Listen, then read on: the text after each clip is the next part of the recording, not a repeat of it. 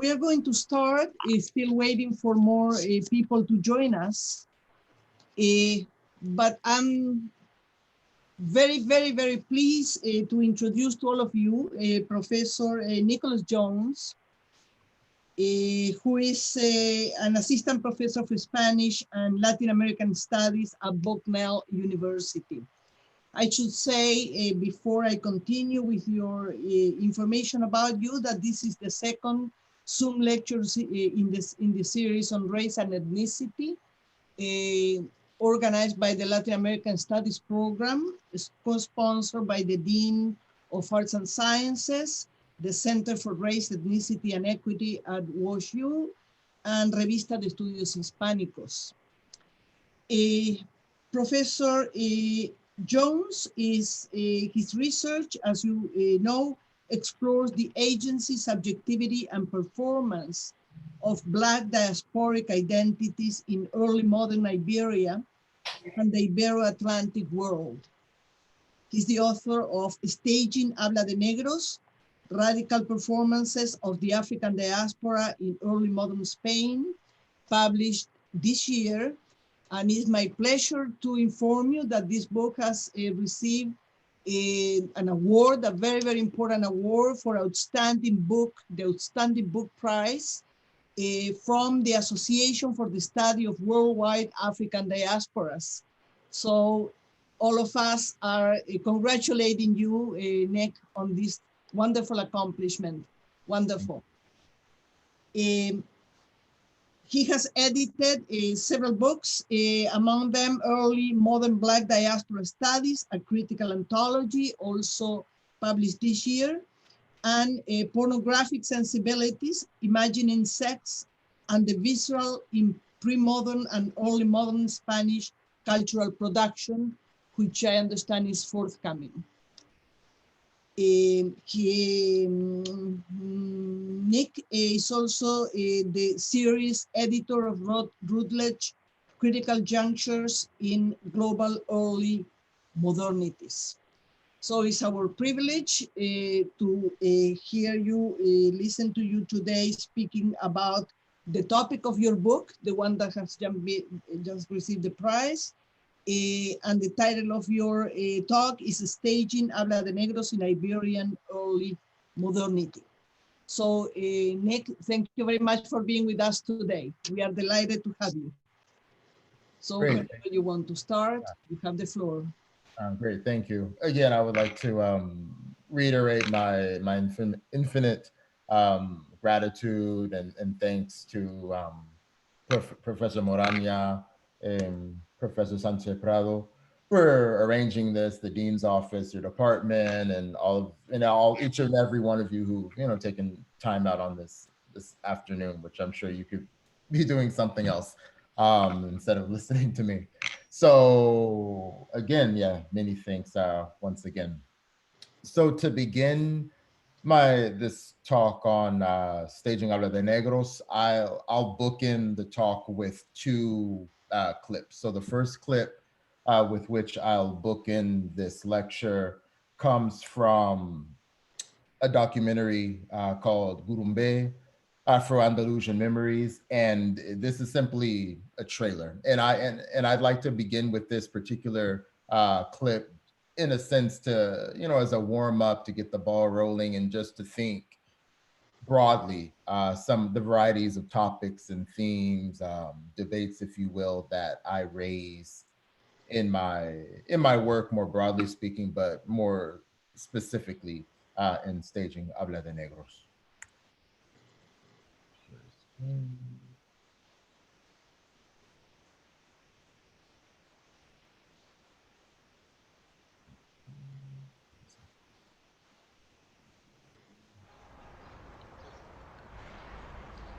Disseram dia assim, tu és diferente. E a partir de hoje tu tens que sofrer.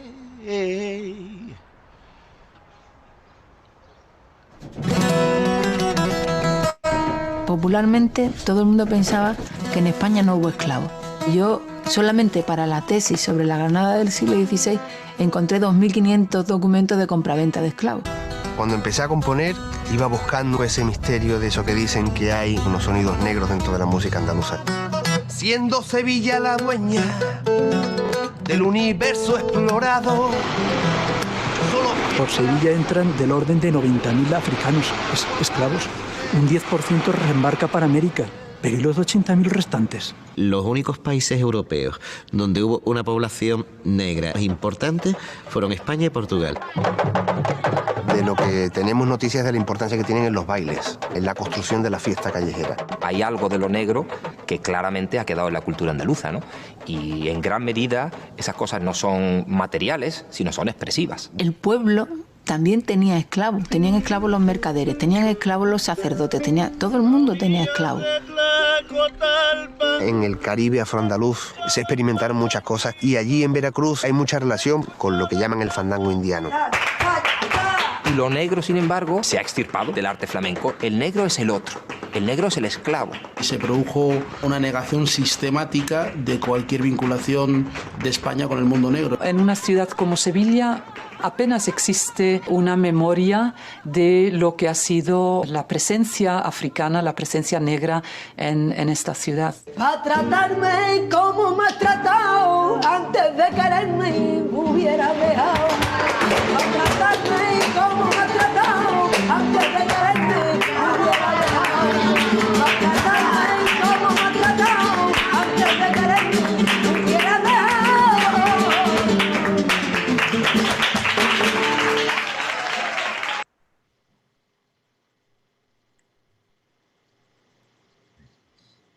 This evening, I will speak about my monograph, Staging Habla de Negros, Radical Performances of the African Diaspora in Early Modern Spain.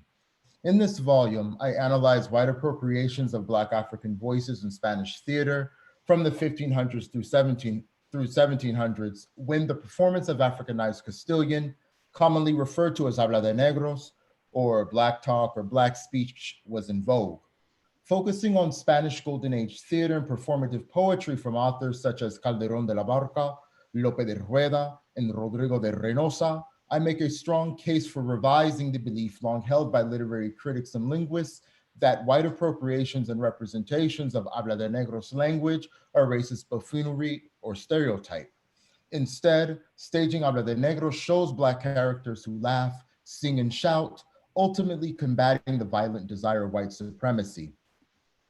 By placing early modern Iberia in conversation with discourses on African diaspora studies, I showcase how Black Africans and their descendants who built communities in early modern Iberia were rendered legible in performative literary texts.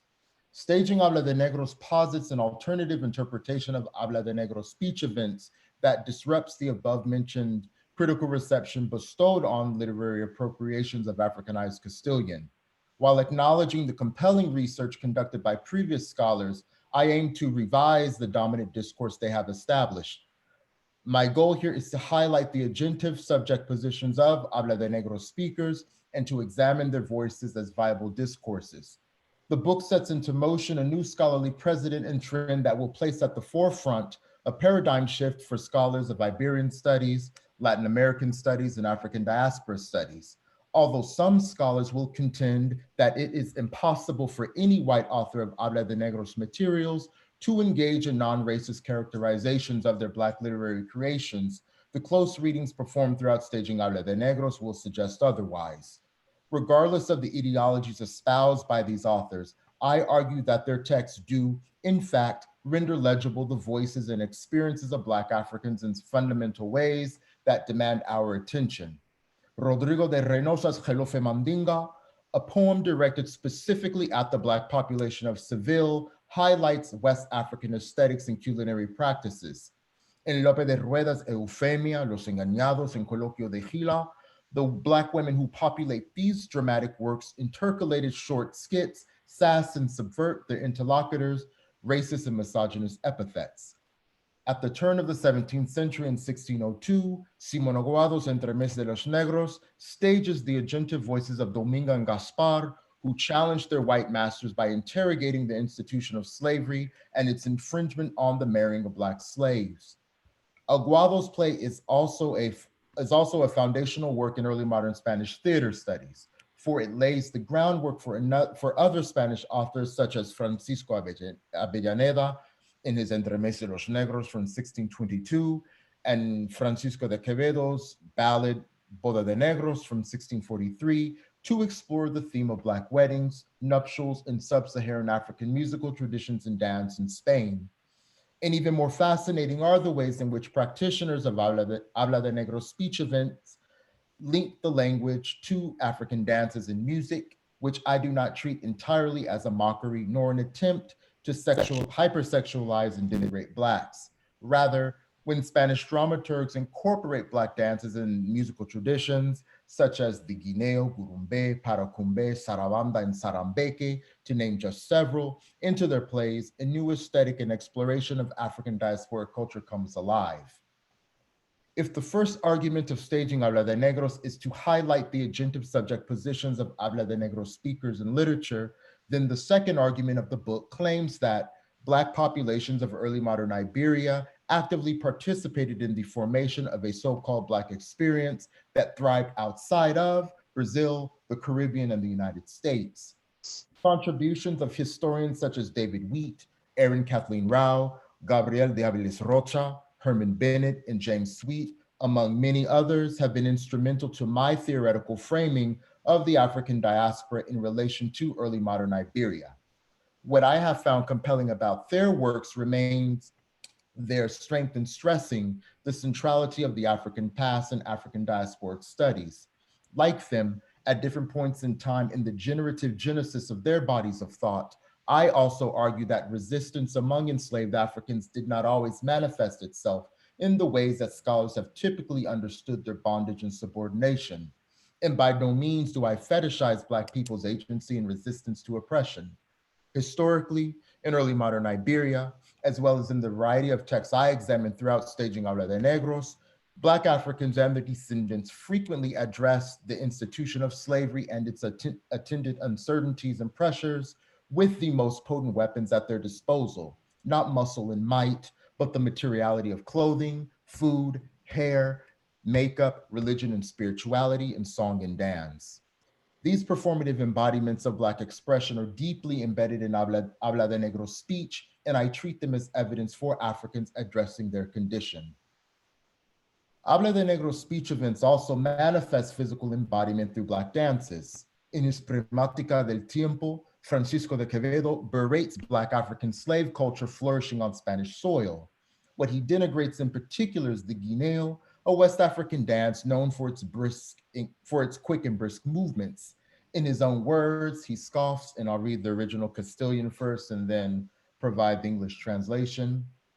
And I quote, "Ítem, vista la ridícula figura de los criados cuando dan a beber a sus señores, haciendo el coliseo, el guineo, inclinando con notable peligro y asco de todo el cuerpo demasiado, y que, siendo mudos de boca, son habladores de pie de puro hacer desairadas reverencias.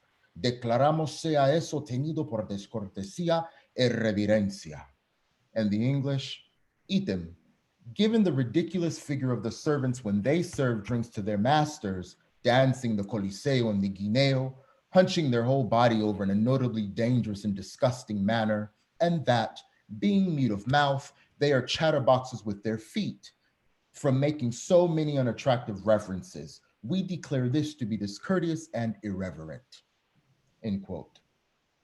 As if he were peering in on a masquerade ball or party, Quevedo's satiric commentary in this passage, as well as in the rest of the Pragmática, possesses an ethnographic and folkloric flavor, transporting us to some kind of ritual or folkloric performance, yet also legalistic and inquisitorial, hence the repetition of ítem throughout the treatise.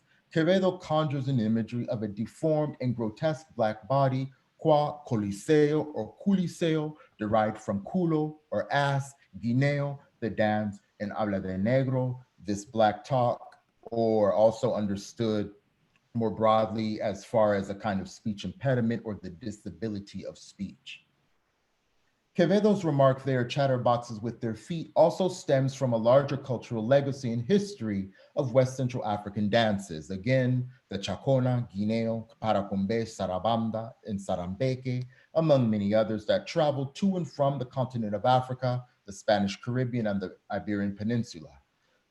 To acquire a fuller understanding of Black dances in early modern Spain, we must go back to early modern continental Africa and colonial Cuba in order to trace these dances' transatlantic maritime journey to Spanish shores. Dance historian and flamenco scholar José Luis Navarro Garcia, in his Historia del Baile Flamenco, explains the indelible imprint of sub-Saharan African dances on Iberian soil. He is the first scholar, to my knowledge, who linked sub-Saharan African dances, music, drumming styles, and ceremonial rituals coming from early colonial Cuba to early modern Spain well into the 18th and 19th centuries. Navarro Garcia explains that a variety of African dances, songs, and rhythms crossed the Atlantic from Havana, brought by mariners and other travelers, arriving to the ports of Cadiz and Seville. In Seville, for instance, census reports and ecclesiastic records document the large presence of Black mulattoes in attendance of and participation in the Corpus Christi procession that welcomed the Catholic monarch's arrival to the gate of the Macarena on July 24, 1477. 20 years later, on June 27, 1497, for instance, during Queen Isabella's appearance at Seville's Corpus Christi festivities that summer, the city issued an order requesting that, and I quote, all Blacks in the city, end quote, participate in celebrating the Catholic monarch's arrival. This civic gesture in the historical archive of including and signaling all Blacks in Seville to partake in Sevillano citizenry repeats itself in the early 1500s in Rodrigo de Reynosa's literary archive of Gelofe Mandinga.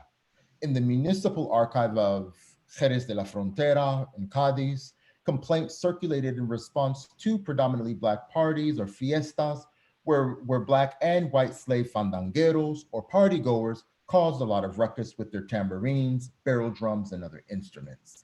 And now I'll show the second clip, bookend with the second clip. And for me, this clip is interesting, thought-provoking, and powerful. And it's one from Jordi Saval's staging of Mateo Flecha's La Negria Sansa Bella Gucurumbe. And I was lucky enough to see this performance live around the same time, early November 2018, 2 years ago. And so I like to show this clip and work with it because, again, it gives us an opportunity to think about the hypothetical, the conditional of what these dances might have looked like, could have looked like, what they, in a haptic sense of sensorially, what they might have, the sense of these dances, also thinking about the sound and a sonic aspect as well. Again, thinking in the conditional and the hypothetical in a potentially subjunctive mood of what, again, these sounds and dances could have, might have sounded like back then in these documents. All right, let me do the screen share.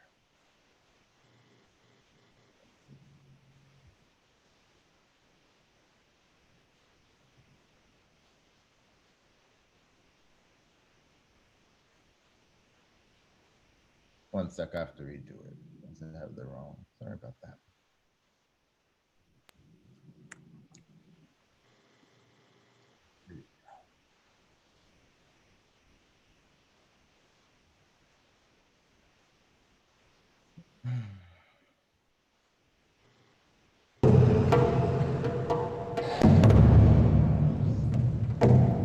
Les routes de l'esclavage.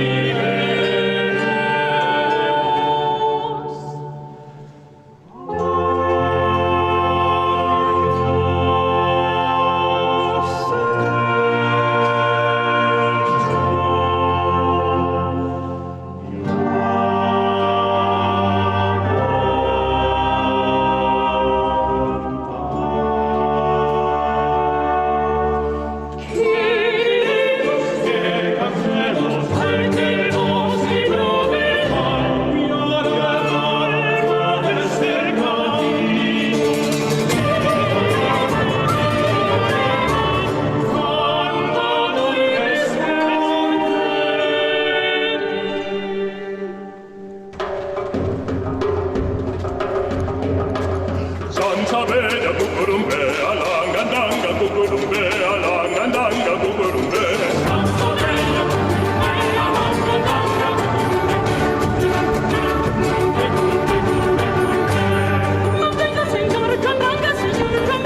Mantenga vossa merce, mantenga vossa merce. Sone come Gianna si la vagliare, ma verso nascimento di un pesebre già questa. Svegli che girerà, su cambi senza incolata, saranno sagara, su sani con coglio rosso, e non si sapere, su perché non sapete cucurumbe, alangandanga cucurumbe, alangandanga cucurumbe.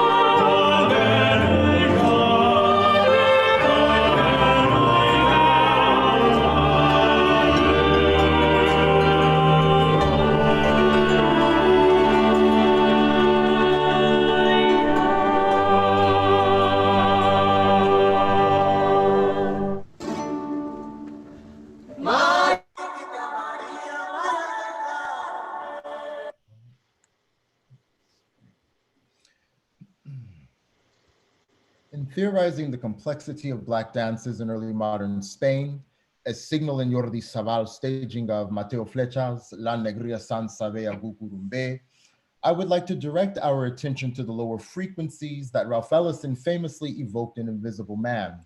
If we are to read these dances as examples of Black communication, then, as Tavia Nyong'o affirms in his essay, Afro-Philosonic Fictions, Black Sound Studies After the Millennium, the radical tradition of Black communication on the lower frequencies is what enables me to challenge Western epistemic illiteracy in the variety of Black dances explored herein that represent most vividly instances in which Black communication and expression manifest in early modern Spain.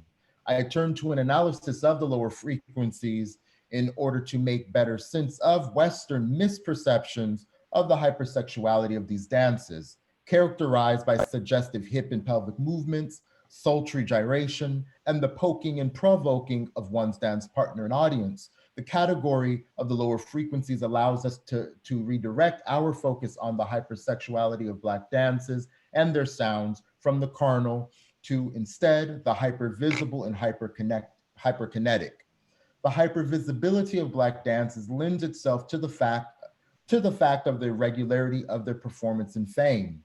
Yet in haptic, scopic, and visual context, dancing Black flesh mesmerized and titillated Spanish audiences, European and African descended alike, and at other times disgusted moralists.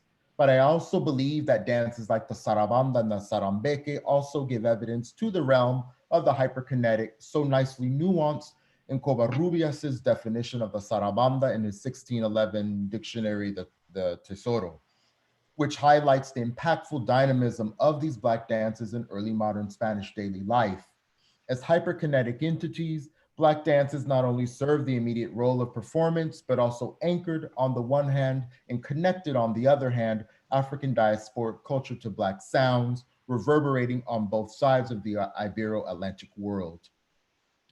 To conclude, thinking outside of the geographical and linguistic bounds of Castile, let's remember that from Portugal, Luis de Camões's monster of melancholy from Os Lusíadas, the giant Adamastor, verbalizes Africanness via a constellation of attributes: his monstrous body, his fearful disposition, his ire, his vengeance, and his distinctive modes of speech.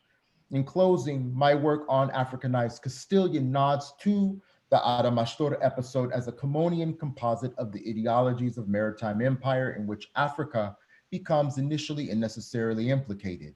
In doing so, I argue that Camões's epic fictional construction of Adamastor anchors Portugal's cultural, historiographic, and literary representations of Africanized Portuguese, known as Fala de Preto, which is more, and what is more, Camões's Camões calibrates a cultural and literary history of the widespread circulation and prolific deployment of Fala de Preto language varieties and speech events across oceans, the Atlantic, Indian, and Pacific, those that manifest in diplomatic letters, historical documents, and literary texts from Portugal and its transoceanic colonial territories spanning continental Africa, Asia, and South Asia, specifically Goa, Macau, and Mangalore, as well as Brazil.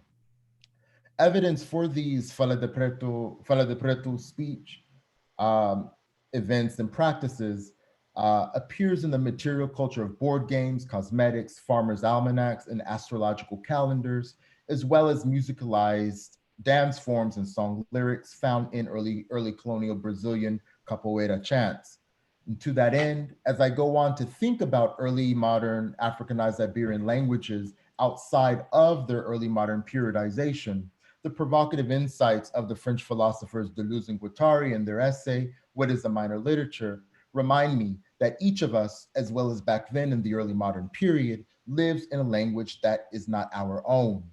And I ask, is the final racial linguistic imprint of literary habla de negros solely a marker of the poverty of a language? I think not. A premise on which I stake significant theoretical claims is the belief that just as any standard language, Africanized Castilian represents a transmission of orders, an exercise of power, and resistance to larger hegemonic power structures.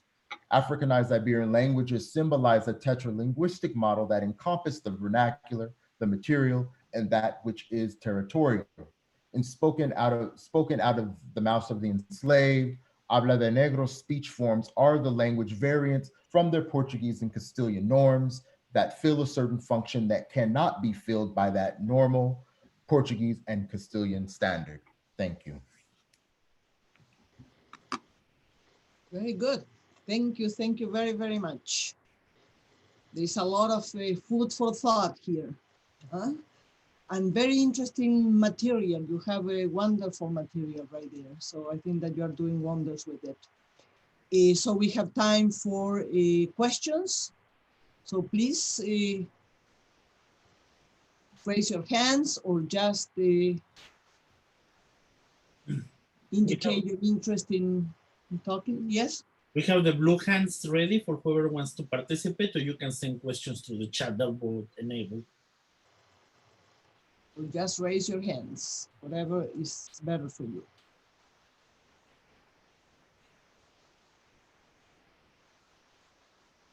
Yes, Noemi? Hi, can you hear me? Yes. Okay, so I was 2 weeks ago in AISO, Neuchâtel, Asociación Internacional Siglo de Oro, and Diana Berruezo Sanchez explained that the enslaved Africans in Iberia were more expensive to be sold if they were able to perform, to dance, or to play instruments. And I wonder if the erasure of the African presence in Iberia that Gurumbe explains is due to the assimilation of the arts, the Africans, into the popular music in Spain. It's a kind of, don't want to, early modern cultural appropriation. What do you think? So could you, I think I follow what the question is. So just to get a better sense or to most adequately answer the question, what did you, so. I wonder the beginning of Gurumbe that says, where are those enslaved Africans? Where are they? Why do you? Yeah, that's, I mean, that's the number one, question. And so you're asking where, as far as with, descendants and where are these African descended people in Spain now is the question, yeah? I mean, there's so many ways to think about that question, answer it. I mean, in a genealogical sense. I mean, because for me, it's a genealogical question, no? And so if one were to, again, do, you know, ancestry tests and so on and so forth, which in Spain, those types of tests bit by bit are coming up and people are doing them to trace that, you know, particular lineage and ancestry. Through those means, one could possibly find out, even though visibly, you know, and again, in a visible sense, obviously, you know, there isn't a visible blackness, if you will, you know, that's readily, you know, legible or visible in a superficial way. But again, it's very plausible to consider and to think about genealogy, what's in the DNA, what's hidden in one's DNA. And as an example of that, in Huelva, so I've been brought on to this, it's more of an anthropological project. And so with Miguel Angel Rosales, the director of Gurumbay, and also the other anthropologist, Alberto Campo, they're organizing and doing ethnographic work, field studies, where they're precisely in Huelva particularly, and also in small fishing towns in Cadiz, where they're people who live in these towns and in Huelva who identify as Black and who embrace, you know, having dark skin, and they'll say very bluntly, no, eso no es gitano. This isn't, my dark skin has nothing to do with being Gypsy or Roma. This is African, this is Black. And so that's a new narrative in Spain that bit by bit is, you know, coming to the surface. And yeah, I'm very privileged and lucky to be, you know, to be able to participate in that. But again, just thinking more broadly about your question on me, yeah, most definitely. I think a lot of it has to do with genetics. For me, at least, sort of getting out of the more, you know, superficial answers. I think genetics is important when people start digging, whether it's through archival work or where it's tracing back. Obviously, if that information is available and with family histories and such, I would say. Thank you. Can I questions, please? Yes. Yeah. Deborah. So I wanna pick up on the original question, because I think your work gives a very different answer to the question, not in the genealogical, but as cultures come together, there are remnants. I mean, look, this is not what I do, but there are remnants, according to you, in forms of speech, in clothing, in dance, that's where, I mean, skin color and things that are principally defined as Blackness don't have to reside, don't have to reside on the body or biologically, they can reside culturally. I mean, I was trying to, as you were talking, I was thinking about it in the ways of the conversos in parts of the US. So you have families that had traditions from, especially from the time you were talking about, right? Or that came over and they converted to Catholicism, but they remain, there are traces within their families that made their family practices different, right? And that's where you see sort of a, I think, to me, the value of your work, it's in taking apart all of these particulars, right? That the things that you are identifying, and to see the way they've remained both within families, but spread, right? I see. Am I, is absolutely. Yeah, yeah. No, okay. No, yeah. So my question is, so my original question was going to be something different, because I'm trying to look methodologically on how you approach this, like how you see things and recognize it as a trace of something much earlier. Okay, so, and I'm the historian of the bunch. So I'm a little bit fearful of this, even though I want to give you credit. I mean, I work in the 20th century, so yeah, very different. But so I'm interested in your methodological approach to finding what or identifying what you have found. Right. Well, precisely. Well, one form of methodology is, which I would say and argue is a very political one, is to cite Black scholars. And so by citing Black scholars as a methodological practice, it has to do with, again, reading Black scholars from such as Zora Neale Hurston, in finding ways to read again, to find ways of Black expression that for me, when I'm reading in them for what I recognize, there's overlap.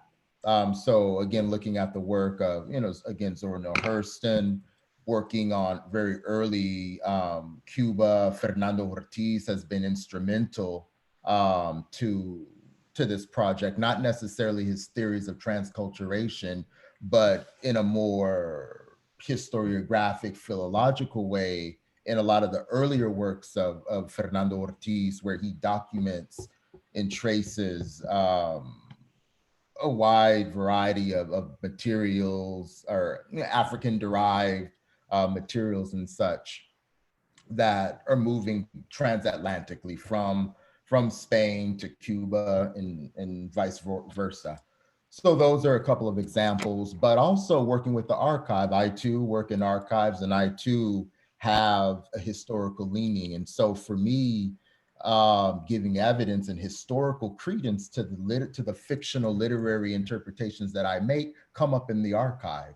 So for, as an example, and I didn't present on this or share it in the talk, but in a particular notarial archive in Malaga, there's, I found a document that describes and talks about enslaved Black men who were unloading a ship that had weed and other types of grain.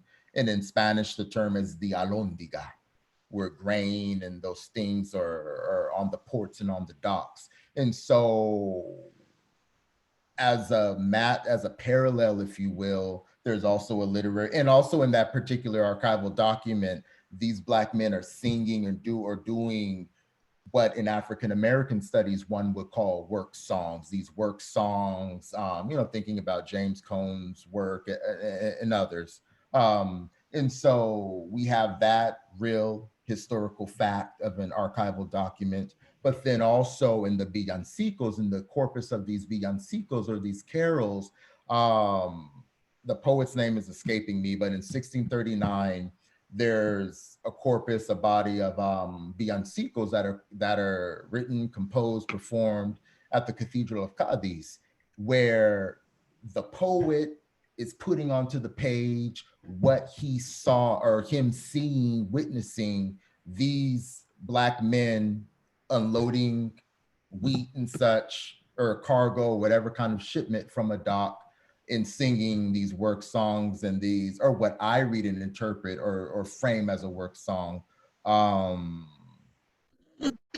where the ethnic group of being Arara from the Dahomey Phone region repeats itself in the poem. And so for me, again, in the Iberian case, there's so many uncanny instances where the fiction of literature is confirmed in historical documents. And then also when we look at Inquisition records, there's evidence and proof where you have, as one concrete example, of an African woman who's testifying before the Inquisition, and she's basically, tattletelling on her conversa neighbor, and she's giving her testimony in Habla de Negros. And so there are a wide variety. So again, to answer your question with respect to methodology, I'm the historical records and documents are very important, but also critical theory is also important, because for me, at the onset of writing this book, and for me also where I think the field needs to go is that it needs much more theory. These practices and these representations need to be rigorously theorized. And so going back to methodologies, again, not just working with, Black scholars and critics from Africana studies, whether it's Tavi Nyong'o and Black performance theory, as an example, Black feminist readings, but also other forms of critical thought embodied that I think, that the field needs and that these texts need in order to give them much more weight, I would say. Anybody else? Juanma, you had your hand raised before? Juan Manuel? Yes. Yeah, let me over. Hi, Nick. Thank you so much for your presentation. Oh my gosh. My name is Juanma. You all can call me Juanma. I'm a PhD student here at WashU, and I'm working on colonial Latin American studies. And so first of all, I just wanted to say thank you, because it's just so fascinating how you're able to redignify and reinvent the Habla de Negros in the Spanish Golden Age, from the stigmatized and racist act and performance to an object of studies that allows us to maybe reconstruct the always present history, culture, and agency of Blacks in the Hispanic world. But more specifically in the Iberian Peninsula. And I say this because I'm from Spain. And of course, it's more impressive because it seems from the nationalistic discourses in Spain that maybe we all come from La Cava, but we do not come from La Cava, but we come from Don Rodrigo, right? And so this is amazing work. And I really, really love this.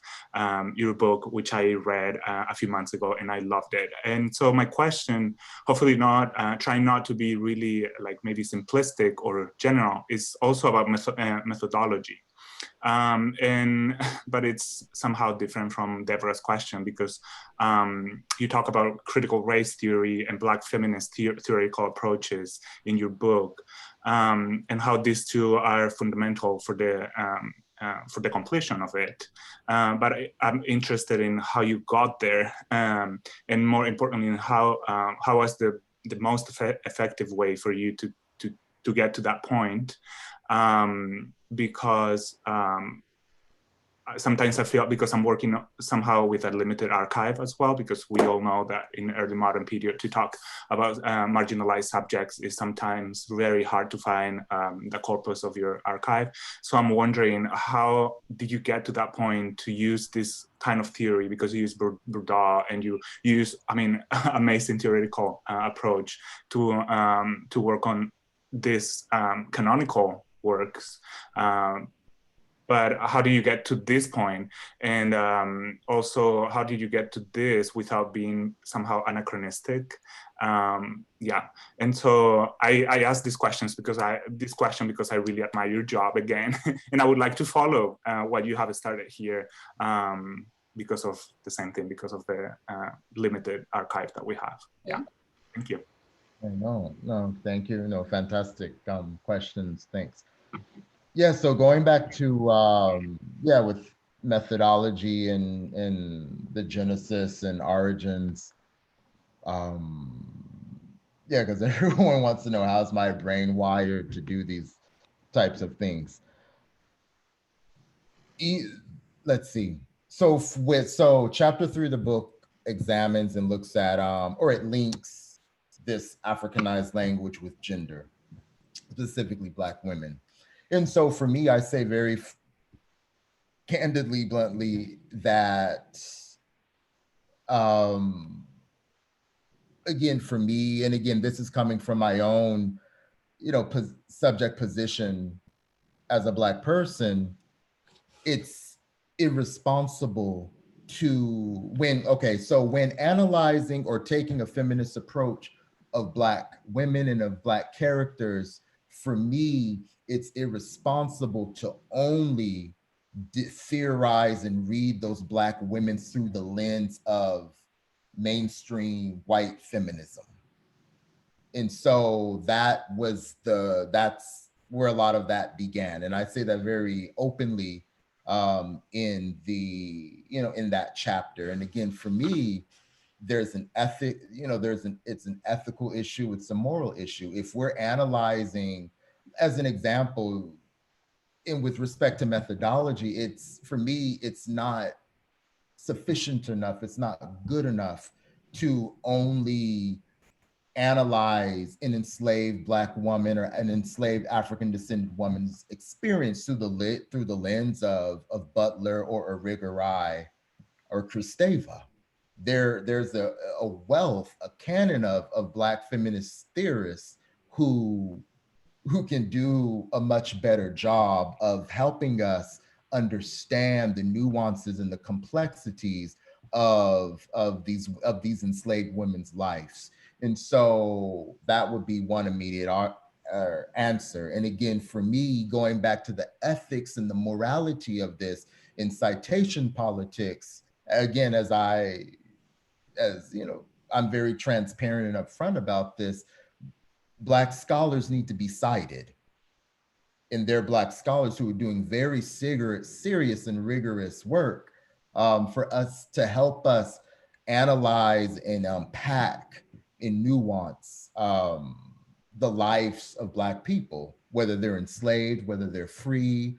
And this is across time, not just, in the early modern period or not just in our present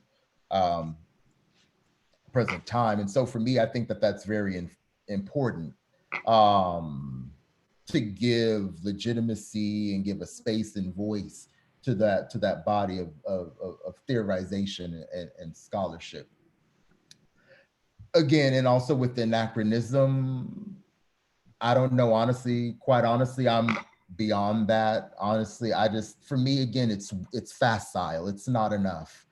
The constant idea or notion that to talk about race or to bring theory, whatever it may be, queer theory or gender forms of gender theory into the Middle Ages, or in my case, into the early modern period, is anachronistic.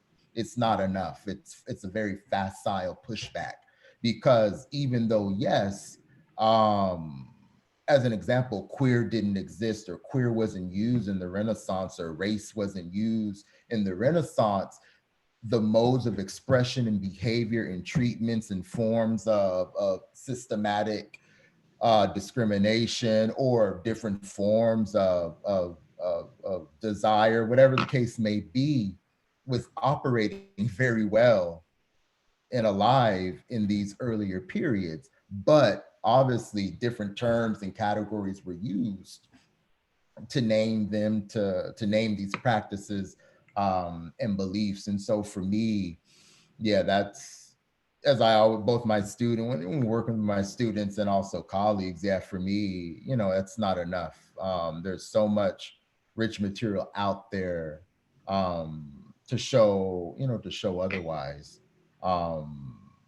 And a lot of it, again, it's like, I encourage you to be consistent and to go for what, you're working on, and to believe in what you're working on, whatever interpretations or readings that you have, because there's definitely, space for it. And even in other disciplines, in early modern, British studies, they've been doing a lot of this work for decades. So it can, definitely be, obviously there are differences, as I very vocally say, between Spain or Iberia and England, but yeah. Very good. Carol Moret. Hi, everybody. Thank you very much, Nicholas. It's always a real pleasure to hear you. And yes, it's amazing. Thank you very much for your work, and your book is really, really amazing. We have common friends, Miguel Ángel Rosales, Jean Casey Grave, all these people that are working so hard and so incredible job, right, on these Black roots in the Iberia. So my question should be around, I'm a historian. I work on the Caribbean and Africa, basically on race and religion, all these connections. And because I also live in Spain for so many years, so I would like to, if you could explain all these common places, because I think also in your book, you work about this methodology is about kind of triangulation between the fiction and the places and the performance and these echoes of Habla de Negros that you said. You trace that around all these physical places and places in fiction that they build, all these authors, right? So when you are in town, when you are in I don't know, and I'm thinking in Gibraleón, for example, in this place with this huge Black community in Spain, in near of Palos, near of Extremadura, for example, when you walk the street and you can see the faces, you can see the phenotype, and then you realize and say, oh my God, okay, this is like me, this is Black people here. What are you doing here? And then you recognize the place that is also a common place. So when in Spain, and this is coming the question, in Spain, when all these community, Black community, they were not more anytime, I mean, they were liberated again in some point. I think that they were displaced, they occupied the same places of Gypsy people. So they were in some point they were the same for the society. They occupied the same place. Also, you can see in the law. I mean, Spanish crown legislate almost the same law for Gypsies and for Black people. So I think it's not so strange. The how can I say, the how Black and how, and I'm thinking in flamenco, how they built together, how they, I don't know, how they got together, not only about they occupy the same place in society, but also how close they were.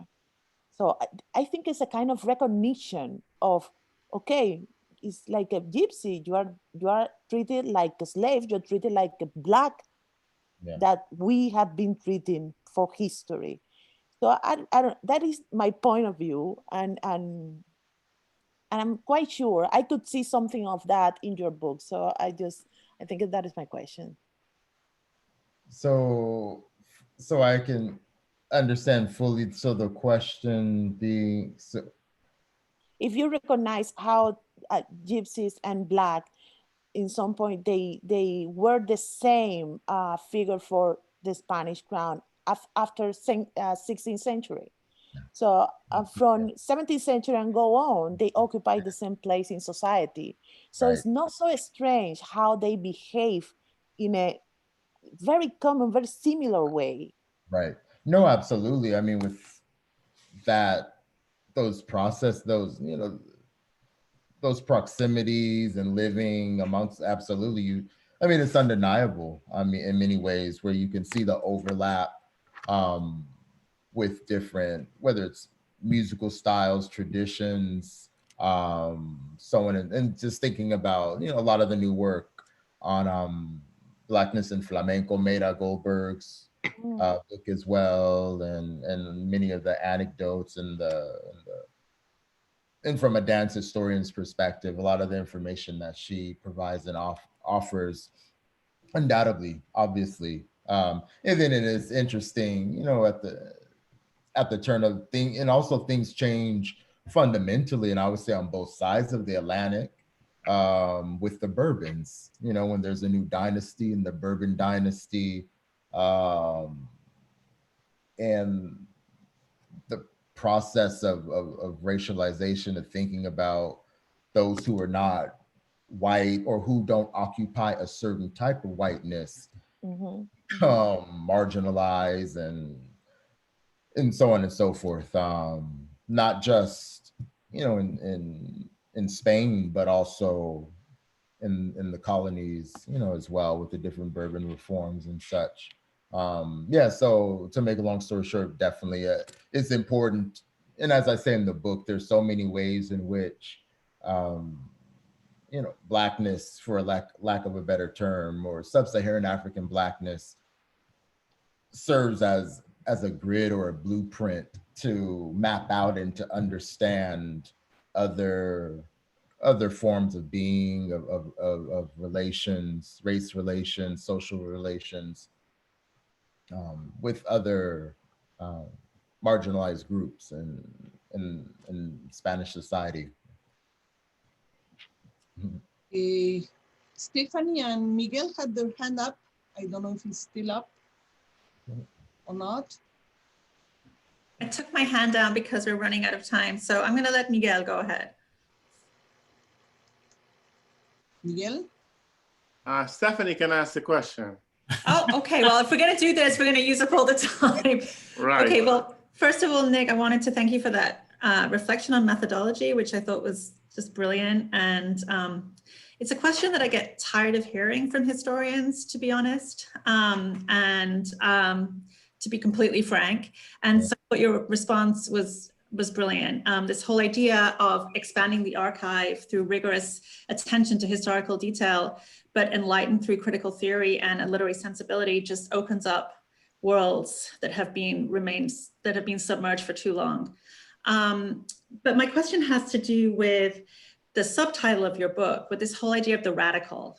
And I know that's a huge question, and I wonder if partly you've answered it by your reflections on citation and the way that you've treated the figure of the Black woman in the early modern period. But I just wondered if you could just give us a tiny glimpse into how you think about the radical and why it was so important to put it in the subtitle of the book. Right. Oh boy, let's see. Sorry. No, it's fine. No, it's all right. I mean, precisely as you said, and again, as I state very openly, bluntly in the book, that for me, and this goes back, in a roundabout way, this goes back or frames and describes this radical element, is that, again, with respect, going back to citation politics and who's being cited, who's not being cited, that encompasses that. Radical in the sense of essentially centering Blackness again, and because for me, again, being a Black scholar, and even more so, you know, when I was in graduate school and the previous life of the book being my dissertation, I was just so tired and fed up of being basically spoon-fed this idea that the only way to read these interpretations of Blacks in these texts is one that's only, you know, racist, and that the only value that these characters have to offer is that they're pathetic slaves who were puppets for these white authors, which sure, we can, you know, deal with that. And as I say, you know, and as I've said to folks for who asked me this question, you know, oh, at the end of the day, aren't these texts racist? And it's like, yeah, sure. And it's like, and there's much more in these texts to extract and to privilege. And so for me, in this notion of the radical, it's important to center Blackness, because when you center Blackness, you then begin to see the lives, the realities, you know, sure, if you want to take an optimistic spin of it, you know, things with Black joy, if you will, you get to see a different narrative, a different narrative. And again, this just also isn't in literature. And again, and for the historians in the room, there are a handful of archival documents that I've come across where you have bodies of Black women who were free and owned taverns and owned brothels, and the Inquisition didn't bother them. The policing structural bodies really didn't bother them. They're like, okay, you paying your taxes, you paying your little dues, okay, we're cool. And on top of that, these populations of free Black women who paid the ransom and freed other Black people. And so for me in this idea, of the radical, for me, it embodies all of that. It's about changing the narrative, honestly, that we've been taught and ingrained for decades upon decades. Yeah. Miguel, do you still have a question? I don't know. Well, my question was kind of what Deborah and Juan were kind of bringing up in terms of methodology, but I absolutely love the theory, but I wasn't interested in the theory more so much as the evidence and the archive and these connections that you make with the past and the present, right? You did it here with how your book ended the talk, and you do it in the book. And this is something that I also do in my book because I'm dealing with performance, we're dealing with the Black archive, and I, as like Juanma, I have less text than the Spanish Golden Age theater. And so I was kind of wondering how you worked that out in terms of, I have been thinking about it, and we struggle being early modernists with doing these kind of things. Something that has helped me is the idea of performance as non-archival, right? And so this continuity with change. But I found that I also limited, so I'm now, thinking performance as text and text as performance, right? When you come to that. So that's the idea. So me. Yeah, let's see. I know speaking, I'm just trying to rewind it. So thinking about how I, particularly as an example, how I, in the book, and I'm looking at 19th century, not just 19th century Cuba, but the present, right? And more specifically looking at spirituality and religion. And so for me, and again, and perhaps going back to the radical, it's about subject position, and it's about what we, in many ways, how we position whether they're literary characters or actual, real life people, how we position them and how we see them. And so in the afterword, it occurred to me with my experience in Cuba, having lived in Cuba, gone to Cuba many times, and the ethnographic work that I've done with respect to the Yoruba religion, but also the other more smaller representations and instances of the Dahomey Fon Arara traditions. Again, for me, when I read when I was working with these texts, the information that I know that I've seen that resonated. And so for me, it's just a matter of writing that. I mean, a lot of times, we have to take a risk. Again, you have to believe in what you're doing. And a lot of times we have to, take not necessarily a leap of faith, but you have to take an intellectual risk. And so again, for me, in making sense of the hypothetical, the subjunctive mood of the hypothetical, the conditional of what might this language could have sounded like, felt like, there was, again, a lot of overlap for me in modes of Black expression and communication that resonated with me in Cuba, with even the very category of bosal, even the very category of sound, when we talk about, trance and spirit possession, things like that. And so for me, having that experience and seen those things and felt those things, that's what kind of got the ball rolling, for me at least, to explore that. And even with the candomblé aspect, with the Irish and so on and so forth.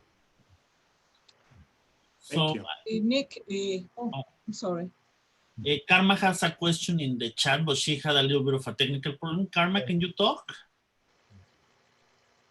Yes, can you hear me? Yes. Okay, hi. Thank you so much for your talk. I just had a really quick question about the circulation of habla de negro from the peninsula to the Americas. And I'm specifically curious because I noticed that there's a reproduction of the poem Gurumbe in son jarocho lyrics for Los Negritos. And even Miguel Angel went to Veracruz and Tlacotalpan to talk to Julio Corro about that. But most jaraneros and fandangueros don't really know the origin of that refrain. So I was curious if you had any information about the circulation of habla de negro between the metropole and the colonies. Yeah. No, excellent, beautiful, beautiful question. So these language varieties traveled all over. I mean, even obviously for the Portuguese case, all obviously to Brazil, Africanized Portuguese, but also to the east and the Indian Ocean, South China Sea, Macau, so on and so forth. But in the Castilian context, clearly that language traveled all over to all of the colonies from the Spanish Caribbean to New Spain, or what we call Mexico. Obviously in the feast day performances and in the corpus of Villancicos, but also outside of that corpus as well, all throughout South America as well. There are a handful of, from Argentina, Southern Cone, all over the Spanish Americas, this language and these speech varieties traveled with these Black people, again, who were obviously those who were enslaved, but also those, who weren't. And then from there, and a lot of this information is, has been done better than I can explain by John Lipsky, who's a linguist, and he has dozens of books, from a linguistics and a sociolinguistic aspect, the dissemination and dispersal of these speech forms. But particularly, and as I write about in my book, in chapter 1 of my book, in going back to doing a close reading or an analysis that centers Blackness, or in this case, that centers the Congo, these are Bantu-derived words and structures. And so whether it's, and for me, it's really interesting to analyze and think about the suffixes of all of the different umbes. And again, from my knowledge and from what I know with Gurumbe and all of those different umbe endings, and as I say this in the book, those are for me, there's a reading that can be done, an analysis that can be done that looks at spirituality and religion, Congo-derived spiritualities, religion, so on and so forth. That in certain practices and ceremonies, those same words are used. And again, unless you live in those communities or have access to them, many folks may not know that. But again, from the knowledge that I know and that I have, that and what I explain and lay out in chapter 1 of the book, that's, for me, that's the type of reading that I give belief, or that I give credence to. Nick, I have a question for you. As a Latin Americanist, you mentioned before, you approached this topic from different sides before. But when you talk about Fernando Ortiz, that of course became, a fashionable name after Angel Rama's incorporation into critical theory and all that, and if you have been in Cuba, you know that Cubans were very surprised about that rediscovery, because they said, well, we had Fernando Ortiz here. We never thought that it was too important, too interesting, because they considered that the part of the work that you have been making reference to, probably, I guess, Los Negros Brujos, right? Exactly, is rather racist. That's what they thought, right? So my question to you is, how do you incorporate the contributions of Ortiz to critical theory, taking into consideration that note of racism that for his time had a different significance that it would have today, but still. Yeah. But when you talk about radicalism, you approach that topic somehow. Yeah, no, absolutely. No, yeah. So for me, with Fernando Ortiz and the way that I work with him and the way that I use him, so as an example, in going back to centering Blackness, I would not, so in my book, in the theoretical work that I do in the book, I push back against his understanding and construction approach of transculturación, because for me, in those processes of, whether it's mestizaje or syncretism, there's always a creolization. There's these moments where sub-Saharan Africanness is muted, subdued, and left out. And so that body of work of Ortiz, I don't really, work with it or use it. So for me, and I use Ortiz a lot. And I'm just thinking that in chapter 1. And so my interest in Ortiz was really specific in the sense of his bibliography, because he has such a vast, rich bibliography, the footnotes, the archival work that he had done. So for me, I use Ortiz to do a lot of walking backwards, tracing to work backwards to find the origins. Because again, for me, as an early modernist working on Spain, Fernando Ortiz, again, in his training, there's just a lot of hidden gems and encyclopedic knowledge and info about Spain and the varieties of cultural practices of Blacks that were happening there, the cabildos, the brotherhoods, the confraternities, in that there's in a very early transatlantic movement. And so I use Ortiz in that way. And then when necessary, obviously always, critiquing and framing and pushing back against his more so, the ways that he criminalizes Blacks and he's super. But more in Negros Grupos. Super problematic. Yeah. Okay, there's I don't know if Leslie Barr is still with us because she had some comments in the chat. Maybe she left. Oh, Leslie, you're right there. Leslie, we cannot hear you. You're muted, Leslie. Oh, okay. There you go. So no, I was just, this was from, back from the methodology question. Is I really noticed that a lot of people are not very familiar with African culture. And so they don't, or African cultural forms and manifestations. And so they don't realize what they're looking at. And this is something that I noticed being from, living in Louisiana, and where we want to, I won't get into it, but current Louisiana is constructed as a white place by the claim that it's Cajun. Yeah. And it's very specific. And so there's a lot of cultural appropriation in that move, not just of African things, but of, things that are in Spanish and things that are French, but not Canadian, and so on. But so just recognizing, if you have ever been anywhere else and, seen things like this dance, the Kalinda, which is everywhere in the Caribbean, and which we sing it, in my university, they play it every day as a Cajun song and say that it comes from Canada. But so that's just my my hobby horse example. But that's I really think that adding to the archive, just not even new material, but just bringing to people's awareness that certain things, very many things, are African and they are not recognized as such.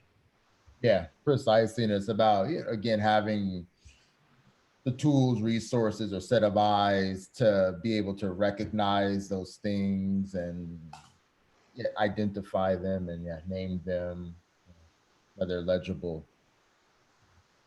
Yeah. So I'm going to get your book and I'm going to use your clips in class. Great, thank you. Wonderful. Very good. Any other questions from anybody? Okay, Nick, I think this is it. You have done a wonderful presentation and we are very excited with the new knowledge about so many things, and really thank you a lot for your Thank everyone as well, all the attendees for great questions. I hope this is only the first time that we will have you in the future. Thank you. So we will stay in touch anyway. Sounds good. Okay? Great. Very well. Thank you very much, everybody. Thank you for being here. We have the next lecture on December the 1st. So thank you for your participation, everybody. And thank you, Nick, again.